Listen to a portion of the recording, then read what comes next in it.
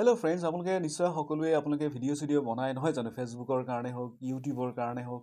আৰু আপোনালোকক মই সুধিব বিচাৰিছোঁ যে আপোনালোকে এই যে ভিডিঅ'বোৰ বনাই যে সেই সময়ত আপোনালোকে কেনেকুৱা ধৰণৰ মাইক বা মাইক্ৰ'ফোনৰ ব্যৱহাৰ কৰে।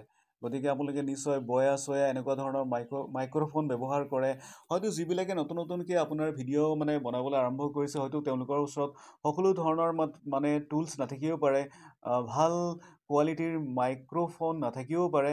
গতিকে কেনেকৈ মানে আপোনাৰ মানে কি মাইক্ৰ'ফোন ব্যৱহাৰ কৰিলে আপোনাৰ ভিডিঅ'ৰ চাউণ্ডটো খুব ক্লিয়াৰ হ'ব, স্পষ্ট হ'ব, শুনিবলৈ ভাল হ'ব, ৰেকৰ্ডিং ভাল হ'ব, তেনেকুৱা এটা মানে টপিকত মই আপোনালোকক ক'বলৈ আহিছোঁ আজি। গতিকে একেবাৰে ভাল এটা টিপছ আপোনালোকক মই দিবলৈ গৈ আছোঁ। গতিকে আপোনালোকে সন্মুখত দেখিছেনে, এয়া হ'ল কনডেন্সাৰ মাইক বুলি কয়, যি নেকি ষ্টুডিঅ'ত ব্যৱহাৰ কৰা হয় গান ৰেকৰ্ডিঙৰ সময়ত। গতিকে যেতিয়া নেকি মই এতিয়া আপোনালোকে ভাবিছে চাগে মই এইটো মাইক ব্যৱহাৰ কৰিছোঁ, মই এই মাইকটো ব্যৱহাৰ কৰি থকা নাই, মই অন্য এটা মাইক ব্যৱহাৰ কৰি এই ভিডিঅ'টো ৰেকৰ্ডিং কৰি আছোঁ। গতিকে এয়া মাইকটো আমি সম্পূৰ্ণ ষ্টুডিঅ'ৰ কাৰণে ব্যৱহাৰ কৰোঁ। গান চান গালে ষ্টুডিঅ' মানে ঘৰতো যদি আপোনাৰ ভাল ৰুম থাকে, চাউণ্ড প্ৰুফ ৰুম থাকে, তাত ব্যৱহাৰ কৰিব পাৰে গান গাবৰ কাৰণে।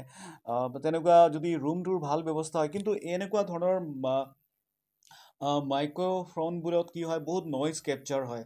আৰু আমাৰ যেতিয়া নেকি আমি কিবা এটা কথা কৈ থাকোঁ বা আমি ৰেকৰ্ডিং কৰি থাকোঁ, বাহিৰৰ ধৰক মানে মাতবিলাক আহি সোনকালে কেপচাৰ কৰে। গতিকে আমি ভইচ ৰেকৰ্ডিঙৰ সময়ত ব্যৱহাৰ কৰাটো একেবাৰে উচিত নহয়, ভাল নহ'ব এইবিলাক। গতিকে আপোনালোকক মই আজি একেবাৰে এনেকুৱা এটা মানে মাইক্ৰ'ফোনৰ বিষয়ে ক'ম, যিটো নেকি ব্যৱহাৰ কৰিলে আপোনালোকৰ একদম চাউণ্ডটো একদম ধুনীয়া, একদম ক্লিয়াৰ, মাতটো একদম স্পষ্ট হৈ যাব, যেনেকৈ মোৰ মাতটো আপোনালোকে শুনি পাইছে, হয়নে? গতিকে সেয়াই মই সেই টিপছটো ব্যৱহাৰ কৰি পেলাই, সেই মাইকটো ব্যৱহাৰ কৰি পেলাই মই বৰ্তমান এই ভিডিঅ'টো শ্বুটিং কৰি আছোঁ, ৰেকৰ্ডিং কৰি আছোঁ। গতিকে আপোনালোকে নিশ্চয় জনাব মাতটো কেনেকুৱা পাইছে, এই ভিডিঅ'ৰ কোৱালিটিটো কেনেকুৱা পাইছে। বিশেষকৈ মোৰ মাতটোৰ কথাহে কৈছোঁ দেই, মানে ভইচটোৰ ৰেকৰ্ডিং কেনেকুৱা হৈছে ক'ব, জনাব।